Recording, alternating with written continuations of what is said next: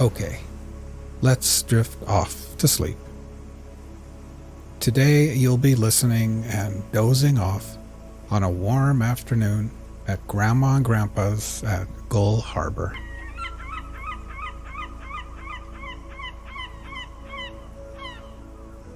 Imagine for a second that you are lying down on a warm futon mattress at one end of a screened-in porch.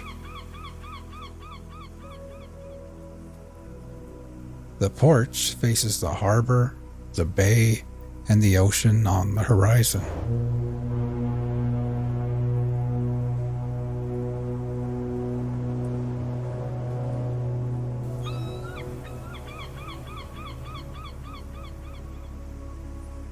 The mattress is nestled into a corner and is part of a cozy little reading nook prepared just for kids.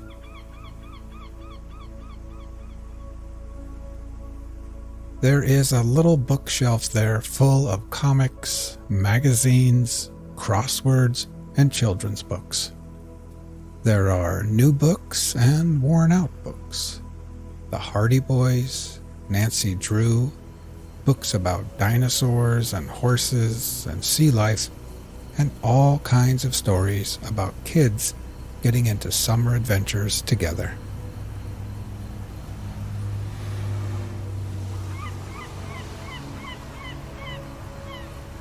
A blue plastic and white transistor radio sits next to a stack of puzzles and board games. A wooden box contains decks of playing cards, dice, jacks, and short little pencils that have been sharpened way too many times.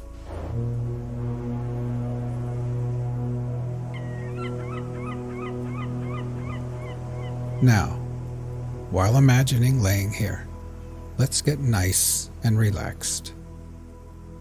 First, close your eyes and just become aware of your breathing, feeling your chest gently rise and fall again.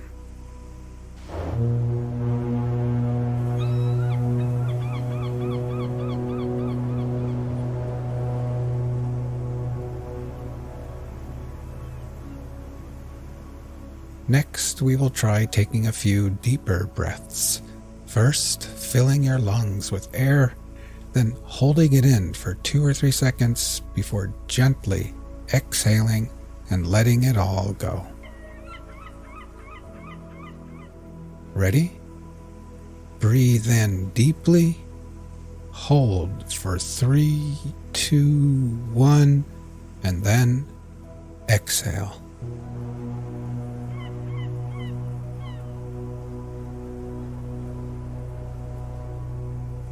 One more time.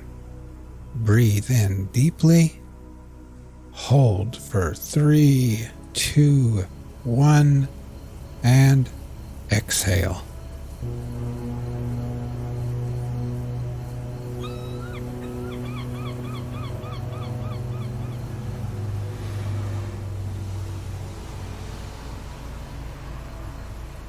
And try thinking to yourself, as I lay here at Gull Harbor, I can feel gravity's pull tugging me gently back towards Earth. With every exhale, I can feel my feet, my ankles, calves, knees, and my legs becoming heavier and more relaxed.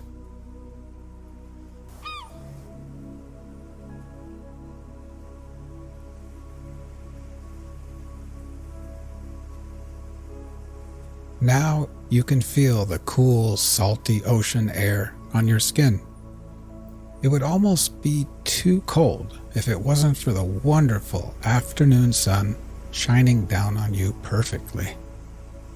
The sunlight splatters through the screens and bathes your tanned legs and arms with a soothing warmth, almost as if Grandma has wrapped you up like a cocoon in one of her quilted blankets.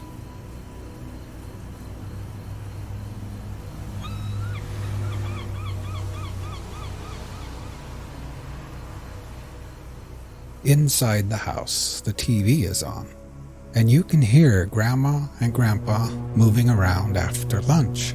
Dr. James Wolner, yes, it rhymes with B-R-O-W-E-R.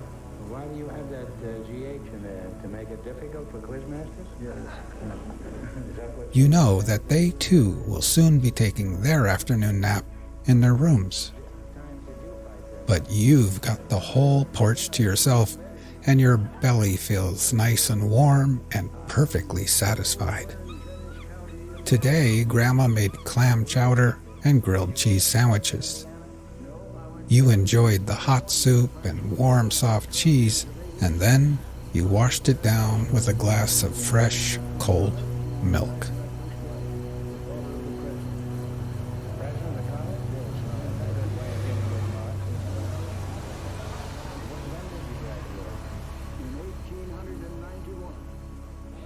Now, try taking a few more deep breaths. First, filling your lungs with air, holding it there briefly before gently exhaling and letting it all go. Ready? Breathe in deeply, hold for 3, 2, 1, and then exhale.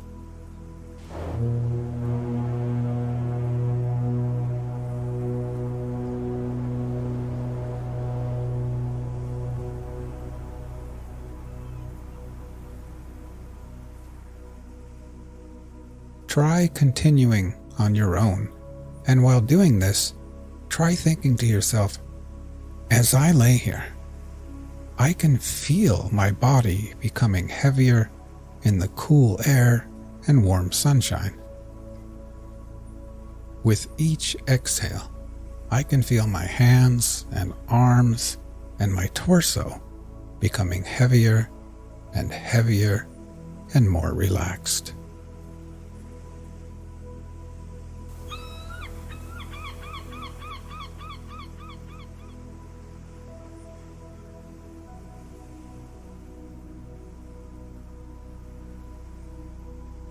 You pull out a random book from the bookshelf. This one is called Summer Friends, and on the cover is a picture of a little girl in a red dress with white polka dots. She's sitting in grass with flowers all about, and she's shaking the paw of a bunny rabbit while a white duck looks on and a little frog jumps through the air. You decide that you're just too sleepy to read right now, so you set the book down and lay back and think about the day. It's no wonder you're sleepy and tired. In the morning, after breakfast, Grandma rubbed coconut-scented sunscreen on your face and arms, and then Grandpa took you with him in the old rusty truck to the hardware store. There he drank coffee and laughed with old bearded men wearing high rubber boots.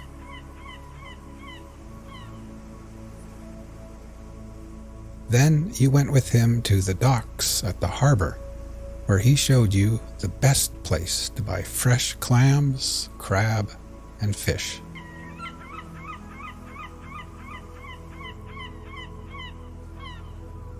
The docks were bustling with activity. Wooden boats creaked against the tide, fishermen shouted to one another, and the air was thick with the scent of salt water, fresh fish, and diesel.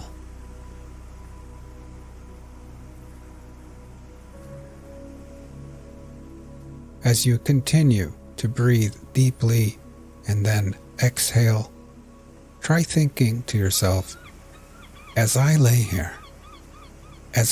here, my whole body feels heavy and relaxed. With every exhale, I can feel gravity pulling me back towards Earth gently. I can feel my head, my shoulders, my neck becoming relaxed and at ease. And my legs are heavy and at peace with gravity's pull. Now my whole body, my legs and feet, my arms and hands, my torso, my head and neck and shoulders, my whole body is completely at peace, relaxed, and at ease.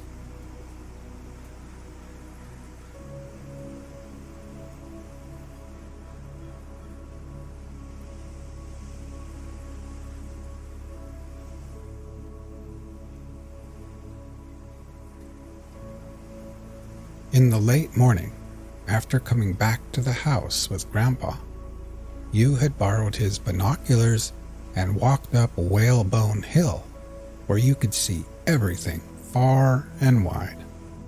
The little town of Gull Harbor, the fishing boats and ships at sea, the car ferry full of tourists headed to the islands, the seagulls, and kids riding bikes and scooters along the streets below. Then, up on Whalebone Hill, you had finally flown your brand new kite, a beautiful purple kite with a long white tail. It climbed higher and higher and higher through the coastal winds, tugging on your tired arms like a heavy fish on the end of the line.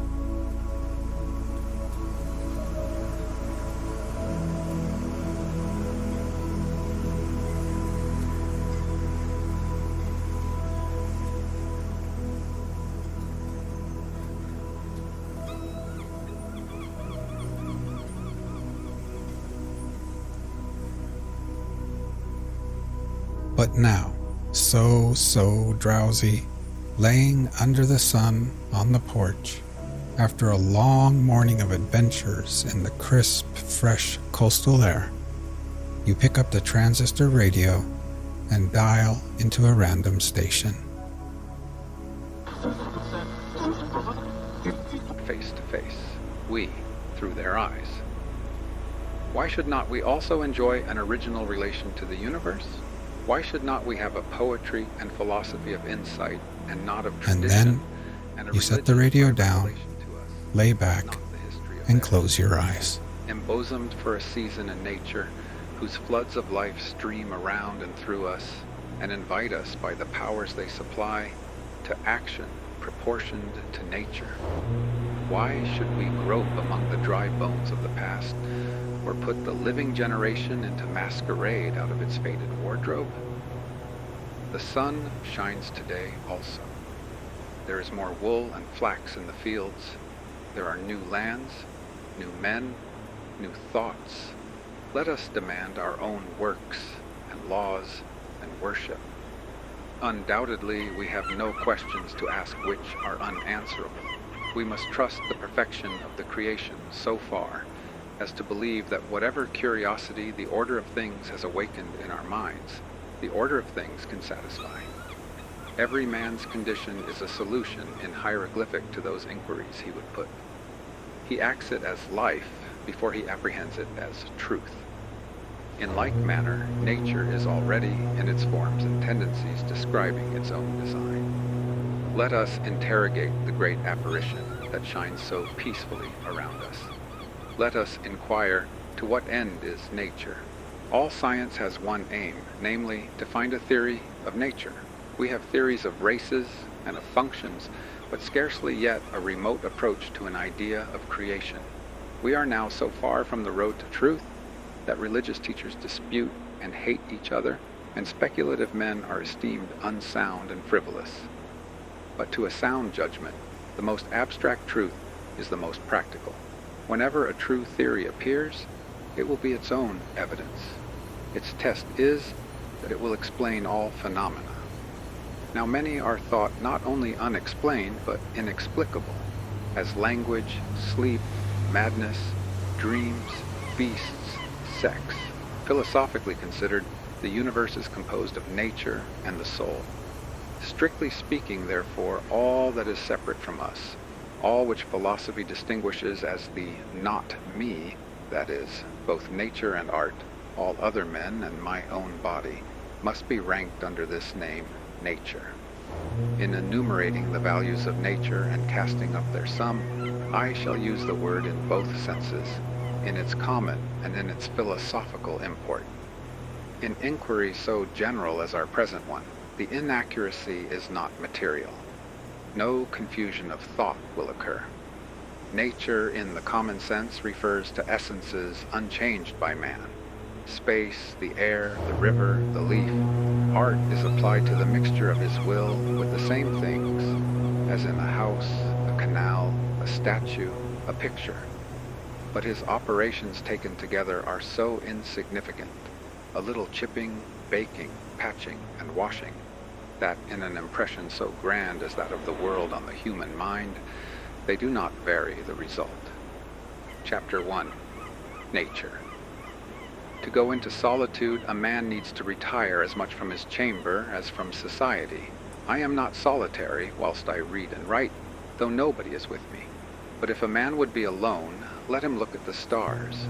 The rays that come from those heavenly worlds will separate between him and what he touches. One might think the atmosphere was made transparent with this design to give man in the heavenly bodies the perpetual presence of the sublime. Seen in the streets of cities, how great they are.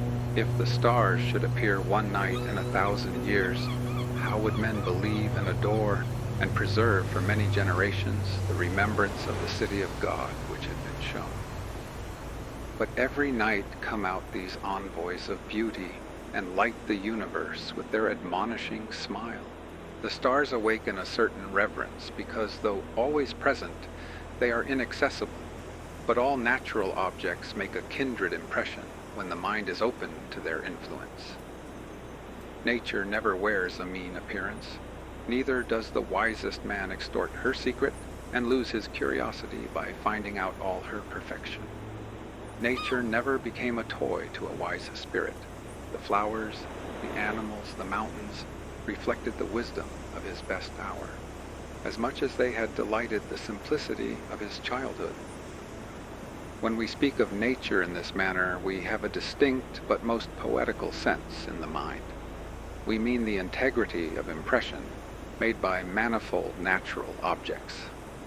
It is this which distinguishes the stick of timber of the woodcutter from the tree of the poet. The charming landscape which I saw this morning is indubitably made up of some 20 or 30 farms. Miller owns this field, Locke that, and Manning the woodland beyond. But none of them owns the landscape. There is a property in the horizon which no man has but he whose eye can integrate all the parts, that is, the poet. This is the best part of these men's farms, yet to this their warranty deeds give no title. To speak truly, few adult persons can see nature. Most persons do not see the sun. At least they have a very superficial seeing. The sun illuminates only the eye of the man, but shines into the eye and the heart of the child. The lover of nature is he whose inward and outward senses are still truly adjusted to each other, who has retained the spirit of infancy even into the era of manhood. His intercourse with heaven and earth becomes part of his daily food. In the presence of nature, a wild delight runs through the man, in spite of real sorrows. Nature says, "He is my creature, and mar all his impertinent griefs, he shall be glad with me." Not the sun or the summer alone, but every hour and season yields its tribute of delight. For every hour and change corresponds to and authorizes a different state of the mind, from breathless noon to grimmest midnight. Nature is a setting that fits equally well a comic or a morning piece. In good health, the air is a cordial of incredible virtue. Crossing a bare common in snow puddles, at twilight under a clouded sky, without having in my thoughts any occurrence of special good fortune, I have enjoyed a perfect exhilaration. I am glad to the brink of fear. In the woods, too, a man casts off his years as the snake his slough, and at what period soever of life is always a child. In the woods is perpetual youth. Within these plantations of God, a decorum and sanctity reign, a perennial festival is dressed, and the guest sees not how he should tire of them in 1,000 years. In the woods, we return to reason and faith. There I feel that nothing can befall me in life, no disgrace, no calamity, leaving me my eyes, which nature cannot repair. Standing on the bare ground, my head bathed by the blithe air and uplifted into infinite space, all mean egotism vanishes. I become a transparent eyeball. I am nothing. I see all. The currents of the universal being circulate through me. I am part or particle of God. The name of the nearest friend sounds then foreign and accidental. To be brothers, to be acquaintances, master or servant, is then a trifle and a disturbance. I am the lover of uncontained and immortal beauty. In the wilderness, I find something more dear and connate than in streets or villages. In the tranquil landscape, and especially in the distant line of the horizon, man beholds somewhat as beautiful as his own nature. The greatest delight which the fields and woods minister is the suggestion of an occult relation between man and the vegetable. I am not alone and unacknowledged. They nod to me, and I to them. The waving of the boughs in the storm is new to me and old. It takes me by surprise, and yet is not unknown. Its effect is like that of a higher thought, or a better emotion coming over me, when I deemed I was thinking justly or doing right. Yet it is certain that the power to produce this delight does not reside in nature, but in man, or in a harmony of both. It is necessary to use these pleasures with great temperance, for nature is not always tricked in holiday attire, but the same scene which yesterday breathed perfume and glittered as for the frolic of the nymphs is overspread with melancholy today. Nature always wears the colors of the spirit. To a man laboring under calamity, the heat of his own fire hath sadness in it. Then there is a kind of contempt of the landscape felt by him who has just lost by death a dear friend. The sky is less grand as it shuts down over less worth in the population. Chapter 2, Commodity. Whoever considers the final cause of the world will discern a multitude of uses that result. They all admit of being thrown into one of the following classes: commodity, beauty, language, and discipline. Under the general name of commodity, I rank all those advantages which our senses owe to nature. This, of course, is a benefit which is temporary and mediate, not ultimate, like its service to the soul. Yet, although low, it is perfect in its kind, and is the only use of nature which all men apprehend. The misery of man appears like childish petulance when we explore the steady and prodigal provision that has been made for his support and delight on this green ball which floats him through the heavens. What angels invented these splendid ornaments, these rich conveniences, this ocean of air above, this ocean of water beneath, this firmament of earth between, this zodiac of lights, this tent of dropping clouds, this striped coat of climates, this fourfold year? Beasts, fire, water, stones, and corn serve him. The field is at once his floor, his workyard, his playground, his garden, and his bed.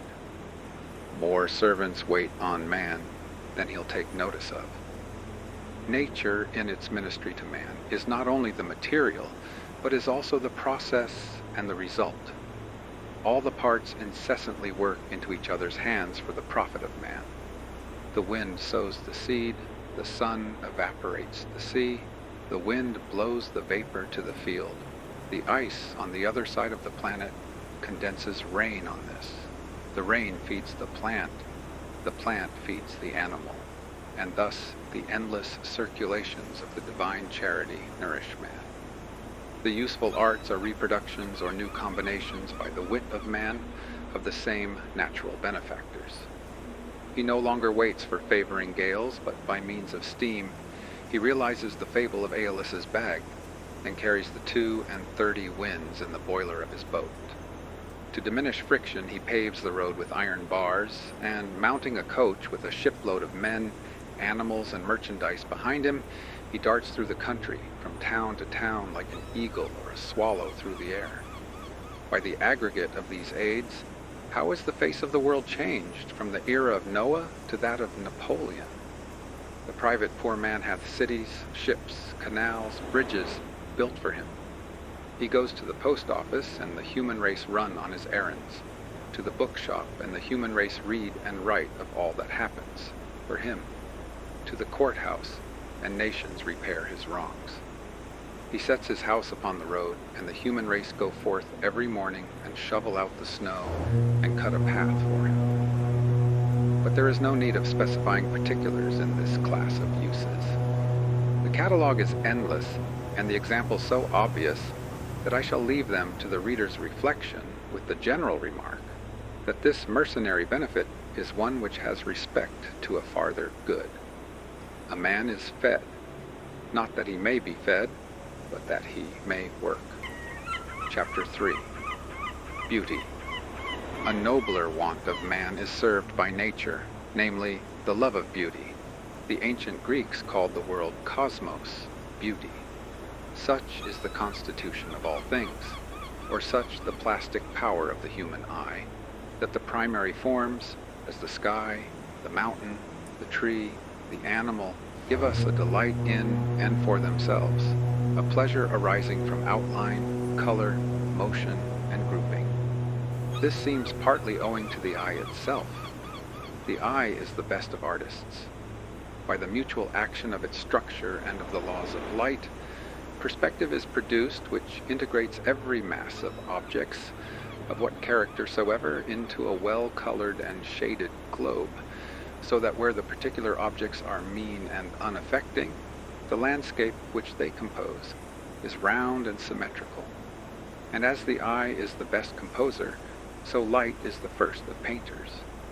There is no object so foul that intense light will not make beautiful, and the stimulus it affords to the sense, and a sort of infinitude which it hath, like space and time, make all matter gay. Even the corpse has its own beauty. But besides this general grace diffused over nature, almost all the individual forms are agreeable to the eye, as is proved by our endless imitations of some of them, as the acorn, the grape, the pine cone, the wheat ear, the egg, the wings and forms of most birds, the lion's claw, the serpent, the butterfly, seashells, flames, clouds, buds, leaves, and the forms of many trees, as the palm. For better consideration, we may distribute the aspects of beauty in a threefold manner. 1. First, the simple perception of natural forms is a delight.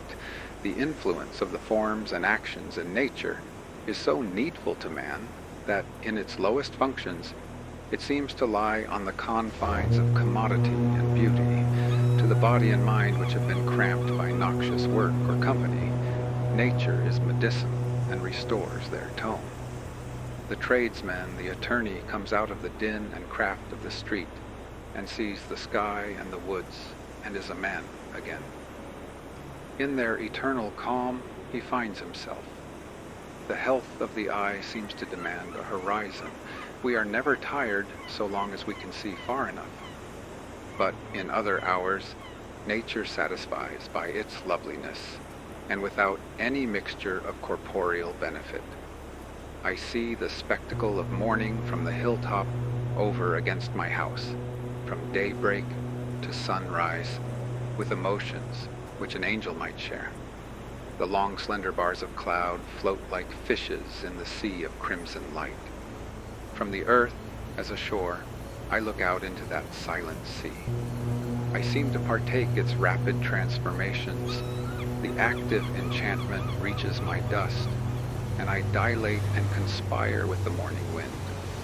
How does nature deify us with a few and cheap elements? Give me health and a day, and I will make the pomp of emperors ridiculous. The dawn is my Assyria. The sunset and moonrise my Paphos, and unimaginable realms of fairy. Broad noon shall be my England of the senses and the understanding. The night shall be my Germany of mystic philosophy and dreams. Not less excellent, except for our less susceptibility in the afternoon, was the charm last evening of a January sunset. The western clouds divided and subdivided themselves into pink flakes, modulated with tints of unspeakable softness, and the air had so much life and sweetness that it was a pain to come within doors. What was it that nature would say? Was there no meaning in the live repose of the valley behind the mill, and which Homer or Shakespeare could not reform for me in words? The leafless trees become spires of flame in the sunset, with the blue east for their background, and the stars of the dead calices of flowers, and every withered stem and stubble rimed with frost contribute something to the music. The inhabitants of cities suppose that the country landscape is pleasant only half the year. I please myself with the graces of the winter scenery, and believe that we are as much touched by it as by the genial influences of summer. To the attentive eye, each moment of the year has its own beauty, and in the same field it beholds, every hour, a picture which was never seen before, and which shall never be seen again. The heavens change every moment, and reflect their glory or gloom on the plains beneath. The state of the crop in the surrounding farms alters the expression of the earth from week to week. The succession of native plants in the pastures and roadsides, which makes the silent clock by which time tells the summer hours, will make even the divisions of the day sensible to a keen observer. The tribes of birds and insects, like the plants punctual to their time, follow each other, and the year has room for all. By water courses the variety is greater. In July, the blue pontidaria or pickerel weed blooms in large beds in the shallow parts of our pleasant river, and swarms with yellow butterflies in continual motion. Art cannot rival this pomp of purple and gold. Indeed, the river is a perpetual gala, and boasts each month a new ornament. But this beauty of nature which is seen and felt as beauty is the least part. The shows of day, the dewy morning, the rainbow mountains, orchards in blossom, stars, moonlight, shadows in still water, and the like, if too eagerly hunted, become shows merely, and mock us with their unreality. Go out of the house to see the moon, and it is mere tinsel. It will not please as when its light shines upon your necessary journey. The beauty that shimmers in the yellow afternoons of October, whoever could clutch it? Go forth to find it, and it is gone. 'Tis only a mirage as you look from the windows of diligence. 2. The presence of a higher, namely, of the spiritual element, is essential to its perfection. The high and divine beauty, which can be loved without effeminacy, is that which is found in combination with the human will. Beauty is the mark God sets upon virtue. Every natural action is graceful. Every heroic act is also decent and causes the place and the bystanders to shine. We are taught by great actions that the universe is the property of every individual in it. Every rational creature has all nature for his dowry and estate. It is his, if he will. He may divest himself of it, he may creep into a corner and abdicate his kingdom, as most men do, but he is entitled to the world by his constitution. In proportion to the energy of his thought and will, he takes up the world into himself. All those things for which men plow, build, or sail obey virtue, said Sallust. The winds and waves, said Gibbon, are always on the side of the ablest navigators. So are the sun and moon and all the stars of heaven. When a noble act is done, perchance in a scene of great natural beauty, when Leonidas and his 300 martyrs consume one day in dying, and the sun and moon come each and look at them once in the steep defile of Thermopylae. When Arnold Winkelried in the high Alps, under the shadow of the avalanche, gathers in his side a sheaf of Austrian spears to break the line for his comrades. Are not these heroes entitled to add the beauty of the scene to the beauty of the deed? when the bark of Columbus nears the shore of America. Before it, the beach lined with savages, fleeing out of all their huts of cane, the sea behind and the purple mountains of the Indian archipelago around. Can we separate the man from the living picture? Does not the New World clothe his form with her palm groves and savannas as fit drapery? Ever does natural beauty steal in like air and envelope great actions?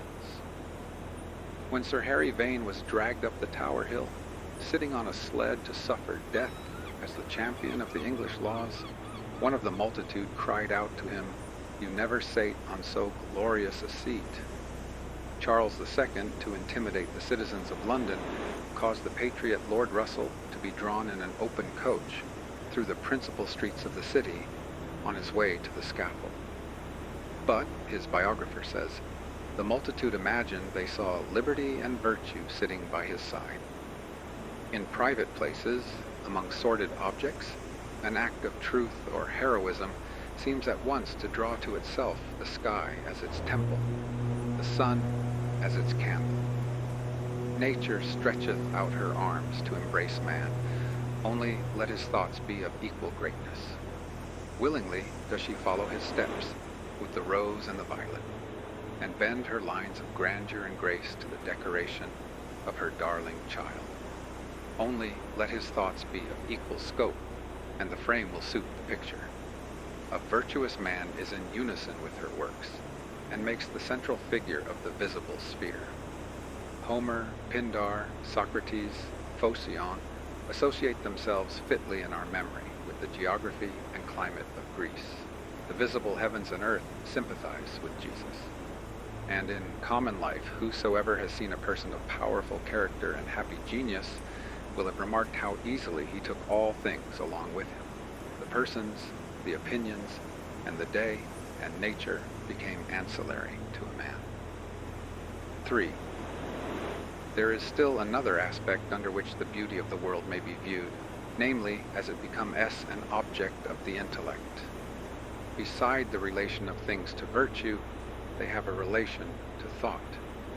The intellect searches out the absolute order of things as they stand in the mind of God, and without the colors of affection.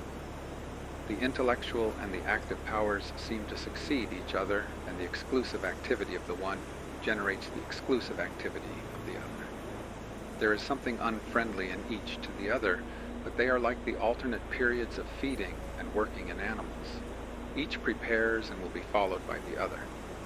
Therefore does beauty, which in relation to actions, as we have seen, comes unsought, and comes because it is unsought, remain for the apprehension and pursuit of the intellect, and then again, in its turn, of the active power. Nothing divine dies. All good is eternally reproductive. The beauty of nature reforms itself in the mind, and not for barren contemplation, but for new creation. All men are in some degree impressed by the face of the world, some men even to delight. This love of beauty is taste. Others have the same love in such excess that, not content with admiring, they seek to embody it in new forms. The creation of beauty is art. The production of a work of art throws a light upon the mystery of humanity. A work of art is an abstract or epitome of the world. It is the result or expression of nature in miniature. For although the works of nature are innumerable and all different, the result, or the expression of them all, is similar and single. Nature is a sea of forms radically alike and even unique. A leaf, a sunbeam, a landscape, the ocean make an analogous impression on the mind. What is common to them all, the perfectness and harmony, is beauty. The standard of beauty is the entire circuit of natural forms, the totality of nature, which the Italians expressed by defining beauty, il più nell'uno. Nothing is quite beautiful alone, nothing but is beautiful in the whole. A single object is only so far beautiful as it suggests this universal grace. The poet, the painter, the sculptor, the musician, the architect, seek each to concentrate this radiance of the world on one point, and each in his several work to satisfy the love of beauty which stimulates him to produce. Thus is art, a nature passed through the alembic of man. Thus in art does nature work through the will of a man filled with the beauty of her first works. The world thus exists to the soul to satisfy the desire of beauty. This element I call an ultimate end. No reason can be asked or given why the soul seeks beauty. Beauty, in its largest and profoundest sense, is one expression for the universe. God is the all-fair. Truth and goodness and beauty are but different faces of the same all. But beauty in nature is not ultimate. It is the herald of inward and eternal beauty, and is not alone a solid and satisfactory good. It must stand as a part, and not as yet the last or highest expression of the final cause of nature. Chapter 4. Language. Language is a third use which nature subserves to man. Nature is the Babel in threefold degree. 1. Words are signs of natural facts. 2. Particular natural facts are symbols of particular spiritual facts. 3. Nature is the symbol of spirit. 1. Words are signs of natural facts. The use of natural history is to give us aid in supernatural history, the use of the outer creation, to give us language for the beings and changes of the inward creation. Every word which is used to express a moral or intellectual fact, if traced to its root, is found to be borrowed from some material appearance. Right means straight. Wrong means twisted. Spirit primarily means wind. Transgression, the crossing of a line. Supercilious, the raising of the eyebrow. We say the heart to express emotion, the head to denote thought, and thought and emotion are words borrowed from sensible things and now appropriated to spiritual nature. Most of the process by which this transformation is made is hidden from us in the remote time when language was framed, but the same tendency may be daily observed in children. Children and savages use only nouns or names of things, which they convert into verbs and apply to analogous mental acts. 2. But this origin of all words that convey a spiritual import, so conspicuous a fact in the history of language, is our least debt to nature. It is not words only that are emblematic, it is things which are emblematic. Every natural fact is a symbol of some spiritual fact. Every appearance in nature corresponds to some state of the mind, and that state of the mind can only be described by presenting that natural appearance as its picture. An enraged man is a lion, a cunning man is a fox, a firm man is a rock, a learned man is a torch, a lamb is innocence, a snake is subtle spite. Flowers express to us the delicate affections. Light and darkness are our familiar expression for knowledge and ignorance, and heat for love. Visible distance behind and before us is respectively our image of memory and hope. Who looks upon a river in a meditative hour and is not reminded of the flux of all things? Throw a stone into the stream, and the circles that propagate themselves are the beautiful type of all influence. Man is conscious of a universal soul within or behind his individual life, wherein, as in a firmament, the natures of justice, truth, love, freedom arise and shine.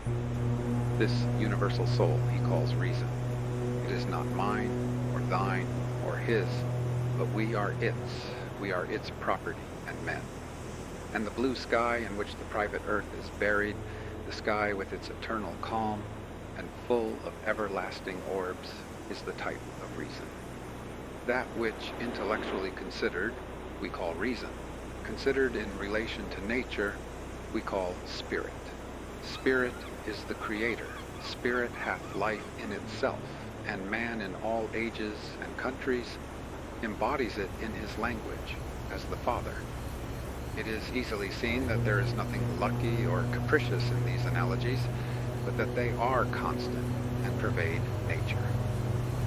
These are not the dreams of a few poets here and there, but man is an analogist and studies relations in all objects. He is placed in the center of beings, and a ray of relation passes from every other being to him. And neither can man be understood without these objects, nor these objects without man. All the facts in natural history taken by themselves have no value, but are barren, like a single sex. But marry it to human history, and it is full of life. Whole floras, all Linnaeus and Buffon's volumes, are dry catalogues of facts. But the most trivial of these facts, the habit of a plant, the organs or work or noise of an insect, applied to the illustration of a fact in intellectual philosophy, or in any way associated to human nature, affects us in the most lively and agreeable manner. The seed of a plant, to what affecting analogies in the nature of man, is that little fruit made use of in all discourse, up to the voice of Paul, who calls the human corpse a seed. It is sown a natural body. It is raised a spiritual body. The motion of the earth round its axis and round the sun makes the day and the year. These are certain amounts of brute light and heat. But is there no intent of an analogy between man's life and the seasons? And do the seasons gain no grandeur or pathos from that analogy? The instincts of the ant are very unimportant, considered as the ants.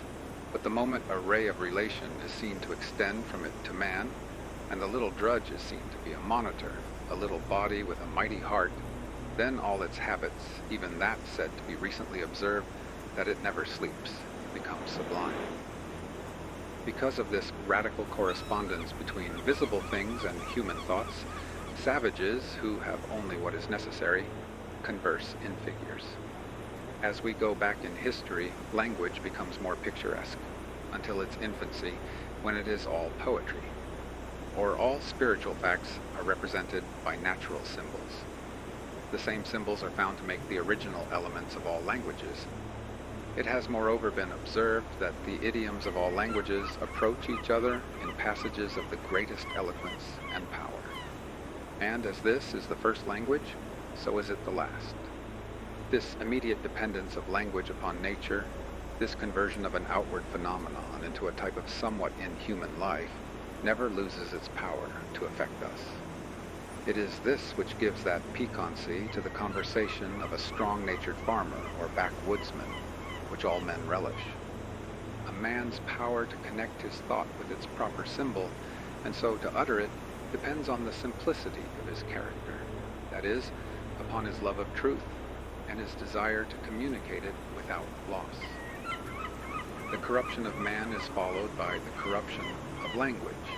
When simplicity of character and the sovereignty of ideas is broken up by the prevalence of secondary desires, the desire of riches, of pleasure, of power, and of praise, and duplicity and falsehood take place of simplicity and truth, the power over nature as an interpreter of the will is in a degree lost.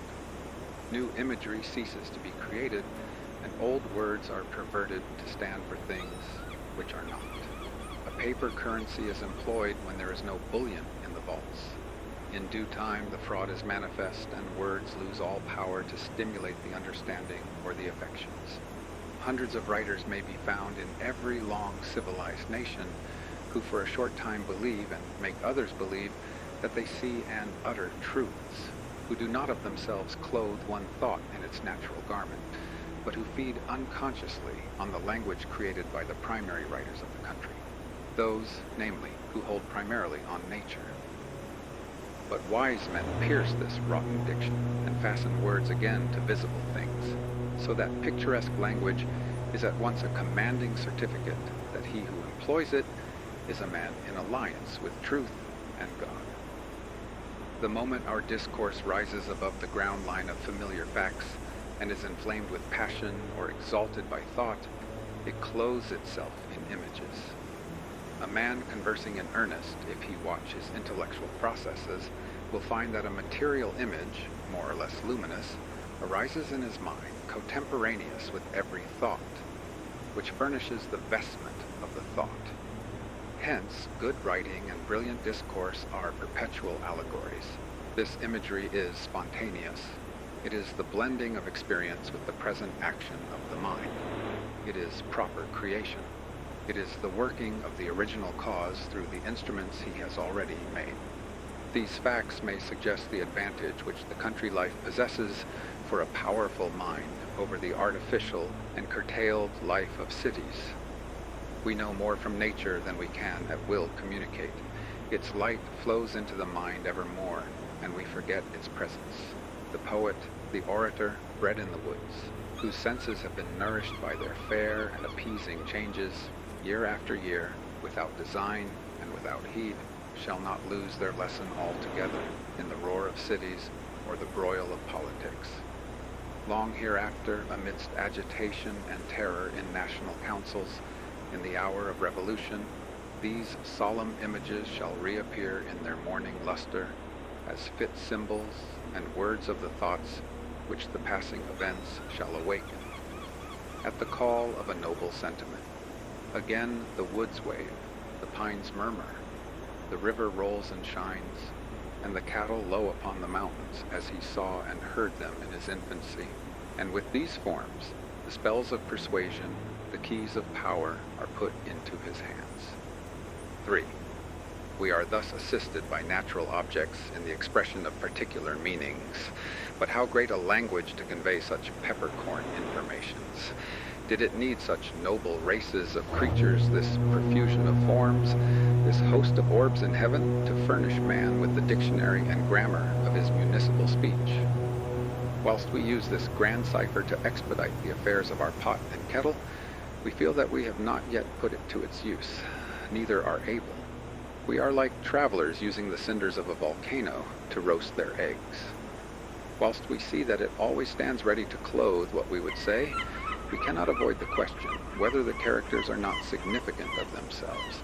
Have mountains and waves and skies no significance but what we consciously give them, when we employ them as emblems of our thoughts? The world is emblematic. Parts of speech are metaphors because the whole of nature is a metaphor of the human mind. The laws of moral nature answer to those of matter as face to face in a glass. The visible world and the relation of its parts is the dial plate of the invisible. The axioms of physics translate the laws of ethics. Thus, the whole is greater than its part. Reaction is equal to action. The smallest weight may be made to lift the greatest, the difference of weight being compensated by time, and many the like propositions which have an ethical as well as physical sense. These propositions have a much more extensive and universal sense when applied to human life than when confined to technical use. In like manner, the memorable words of history and the proverbs of nations consist usually of a natural fact, selected as a picture or parable of a moral truth. Thus, a rolling stone gathers no moss. A bird in the hand is worth two in the bush. A cripple in the right way will beat a racer. Make hay while the sun shines. 'Tis hard to carry a full cup even. Vinegar is the son of wine. The last ounce broke the camel's back. Long-lived trees make roots first, and the like. In their primary sense, these are trivial facts, but we repeat them for the value of their analogical import. What is true of proverbs is true of all fables, parables, and allegories. This relation between the mind and matter is not fancied by some poet, but stands in the will of God, and so is free to be known by all men. It appears to men, or it does not appear. When in fortunate hours we ponder this miracle, the wise man doubts if at all other times he is not blind and deaf. Can these things be and overcome us like a summer's cloud without our special wonder? For the universe becomes transparent, and the light of higher laws than its own shines through it. It is the standing problem which has exercised the wonder and the study of every fine genius since the world began. From the era of the Egyptians and the Brahmins to that of Pythagoras, of Plato, of Bacon, of Leibniz, of Swedenborg. There sits the Sphinx at the roadside, and from age to age, as each prophet comes by, he tries his fortune at reading her riddle. there seems to be a necessity in spirit to manifest itself in material forms, and day and night, river and storm, beast and bird, acid and alkali, pre-exist in necessary ideas in the mind of God, and are what they are by virtue of preceding affections in the world of spirit. A fact is the end or last issue of spirit. The visible creation is the terminus or the circumference of the invisible world. Material objects, said a French philosopher, are necessarily kinds of scoriae of the substantial thoughts of the Creator, which must always preserve an exact relation to their first origin. In other words, visible nature must have a spiritual and moral side. This doctrine is abstruse, and though the images of garment, scoriae, mirror, etc. may stimulate the fancy, we must summon the aid of subtler and more vital expositors to make it plain. Every scripture is to be interpreted by the same spirit which gave it forth, is the fundamental law of criticism. A life in harmony with nature, the love of truth and of virtue, will purge the eyes to understand her text. By degrees we may come to know the primitive sense of the permanent objects of nature, so that the world shall be to us an open book, and every form significant of its hidden life and final cause. A new interest surprises us whilst, under the view now suggested, we contemplate the fearful extent and multitude of objects, since every object rightly seen unlocks a new faculty of the soul. That which was unconscious truth becomes, when interpreted and defined in an object, a part of the domain of knowledge, a new weapon in the magazine of power. Chapter 5. Discipline. In view of the significance of nature, we arrive at once at a new fact, that nature is a discipline. This use of the world includes the preceding uses as parts of itself: space, time, society, labor, climate, food, locomotion, the animals, the mechanical forces, give us sincerest lessons, day by day, whose meaning is unlimited. They educate both the understanding and the reason. Every property of matter is a school for the understanding. Its solidity or resistance, its inertia, its extension, its figure, its divisibility. The understanding adds, divides, combines, measures, and finds nutriment and room for its activity in this worthy scheme. Meantime, reason transfers all these lessons into its own world of thought by perceiving the analogy that marries matter and mind. 1. Nature is a discipline of the understanding in intellectual truths. Our dealing with sensible objects is a constant exercise in the necessary lessons of difference, of likeness, of order, of being and seeming, of progressive arrangement, of ascent from particular to general, of combination to one end of manifold forces. Proportion to the importance of the organ to be formed is the extreme care with which its tuition is provided, a care pretermitted in no single case. What tedious training day after day, year after year, never ending to form the common sense. What continual reproduction of annoyances, inconveniences, dilemmas. What rejoicing over us of little men. What disputing of prices. What reckonings of interest. And all to form the hand of the mind, to instruct us that good thoughts are no better than good dreams, unless they be executed. The same good office is performed by property and its filial systems of debt and credit. Debt, grinding debt, whose iron face the widow, the orphan, and the sons of genius fear and hate. Debt which consumes so much time, which so cripples and disheartens a great spirit with cares that seem so base, is a preceptor whose lessons cannot be foregone, and is needed most by those who suffer from it most. Moreover, property, which has been well compared to snow, if it fall level today, it will be blown into drifts tomorrow, is the surface action of internal machinery, like the index on the face of a clock. Whilst now it is the gymnastics of the understanding. It is hiving in the foresight of the spirit, experience in profounder laws. The whole character and fortune of the individual are affected by the least inequalities in the culture of the understanding, for example, in the perception of differences. therefore is space, and therefore time, that man may know that things are not huddled and lumped, but sundered and individual. A bell and a plow have each their use, and neither can do the office of the other. Water is good to drink, coal to burn, wool to wear. But wool cannot be drunk, nor water spun, nor coal eaten. The wise man shows his wisdom in separation, in gradation, and his scale of creatures and of merits is as wide as nature. The foolish have no range in their scale, but suppose every man is as every other man. What is not good they call the worst, and what is not hateful they call the best. In like manner, what good heed nature forms in us, she pardons no mistakes. Her ye is yea, and her nay, nay.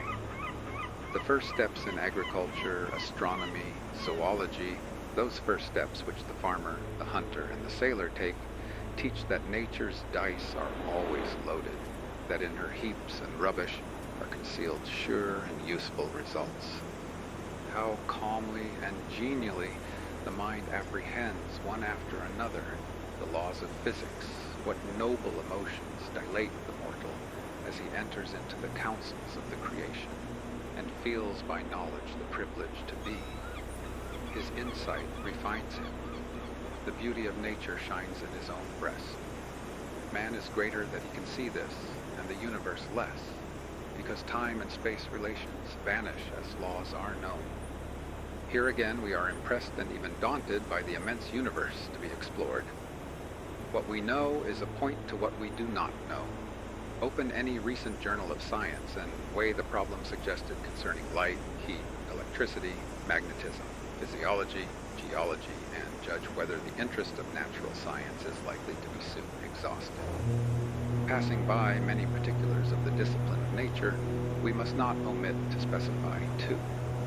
The exercise of the will or the lesson of power is taught in every event. From the child's successive possession of his several senses up to the hour when he saith, "Thy will be done." He is learning the secret that he can reduce under his will, not only particular events, but great classes, nay, the whole series of events, and so conform all facts to his character. Nature is thoroughly mediate. It is made to serve. It receives the dominion of man as meekly as the ass on which the Savior rode. It offers all its kingdoms to man as the raw material which he may mold into what is useful. Man is never weary of working it up.